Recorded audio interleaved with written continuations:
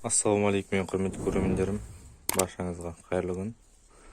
Видеоны бастамастан мына каналға тіркеліп лайк басып қоюды ұмытпаңыздар. Көбі сұрап жатыр, видео салғансыз дауысын неге түсіріп шығармайсыз деп. Ол видеоларды салған себебім бұрынғы түсірген видео олар деген. Сол себепті телефонды атқарып отырып тауып алған болатын. Сол себепті салдым. Менің інімнің каналы бар. Өзім балама да канал ашып бердім. Екеуіне бір канал. Ішінде FIFA, мана тағы не ойындар бар. Басқа да Майнкрафт бар, Free Fire бар, тағы GTA бар. Сондайлар өздері видеоға түсіріп соған салып отырады. Содан қарасаңыздар болады өздеріңіз. Осы екі қаз қалды енді. Қаздың еркегінің құйрығы әдемі болып шығып келе жатыр.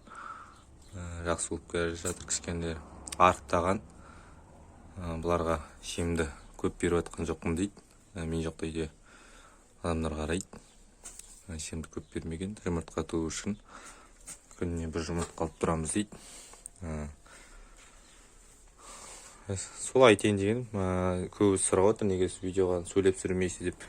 Мен өзім Казталовка жақта, Жәнібек жақта жүрмін шаруалармен.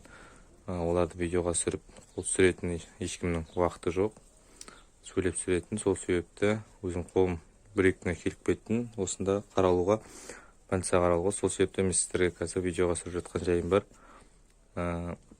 Алла бұйыртса каналға жазылып, лайктарыңызды басып аямаңыздар. Мен бұйыртса Казталовкаға барып, Жәнібек жаққа барып келем.